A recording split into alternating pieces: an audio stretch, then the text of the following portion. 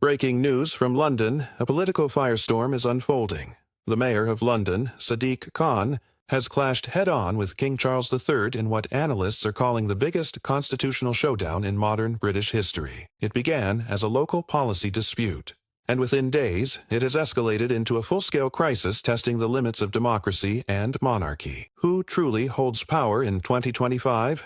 Britain, the elected government, or the Crown itself? Just 5 days ago, Mayor Khan announced what he called the London Citizenship Charter, a sweeping new program requiring businesses to sign diversity and inclusion pledges or face heavy fines.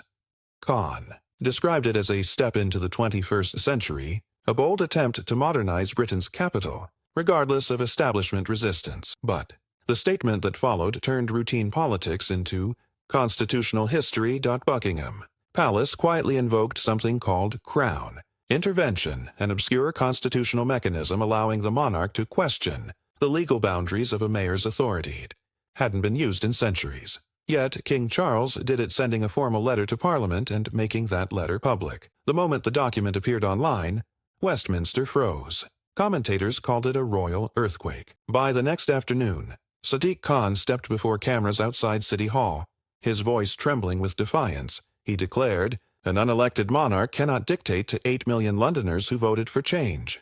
This is not 1825, this is 2025. Crowds erupted behind him, but the reaction inside Parliament was shock. Cabinet ministers whispered that the mayor had crossed a constitutional line. Even members of his own Labour Party looked horrified as the speech turned personal. Then came the line that set the nation ablaze. How many palaces does one family need while ordinary Londoners can't afford rent? Those words detonated across social media like dynamite. Within hours, hashtags like Miigwaj Crown Viscon and Our London Crisis dominated every platform. While the political fireworks burned, ordinary Britons started sharing stories that cut deeper than any headline. One of them was James Morrison, a 73-year-old Falklands War veteran who lost his home under new housing quotas. Through tears, he said, "I fought for Britain and now Britain has no room for me." His story went viral overnight. Another video from Sarah Jenkins, a retired nurse, showed her crying as she said, "I voted for him twice. I believed in him. But he cares more about his image than about us." Those moments turned frustration into fury. In 3 days, Khan's approval rating collapsed by double digits. King Charles III stayed silent at first. Then, during a reception for Commonwealth leaders, he delivered a speech that will likely be remembered for decades. He said, "The traditions that bind this nation together cannot be discarded by those who mistake temporary power for permanent authority. London belongs to all Britons." It was short, calm, and devastating. Inside Downing Street, officials reportedly gasped. For a monarch known for diplomacy, these words were a thunderclap. At 11:23 p.m. that night, Khan posted on X, "The Crown lectures me about tradition while protecting privilege. I answer to Londoners, not to palaces." The post vanished within minutes, but screenshots spread everywhere. By morning, opposition parties demanded an apology. Labour leader Keir Starmer released a rare public rebuke. The mayor's comments do not represent the Labour Party.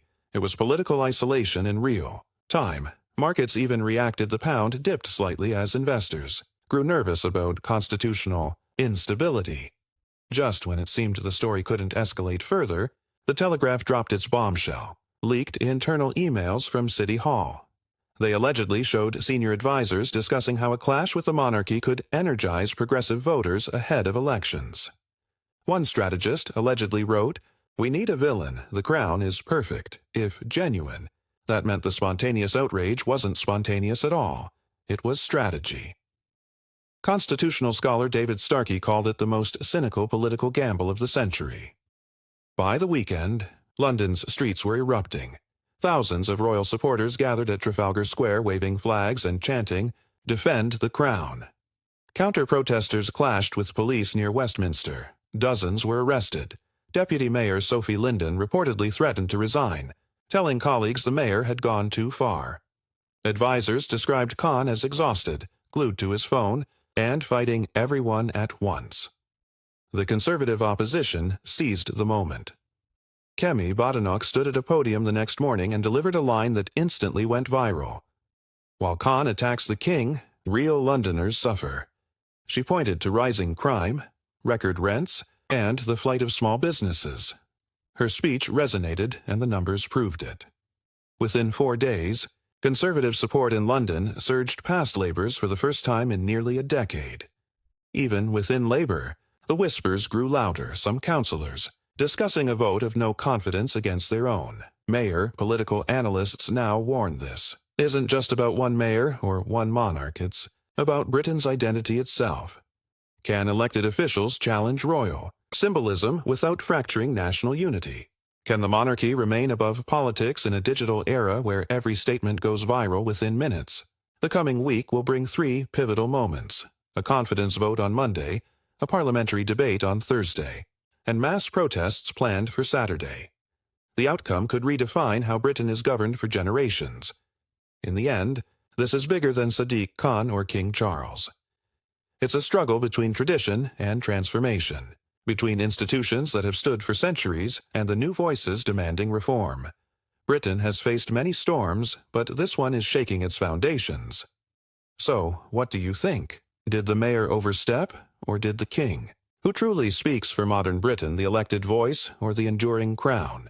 Drop your thoughts in the comments, and if you want to stay updated on the next chapter of this constitutional drama, make sure to subscribe, because history in London isn't just being written, it's being rewritten right now.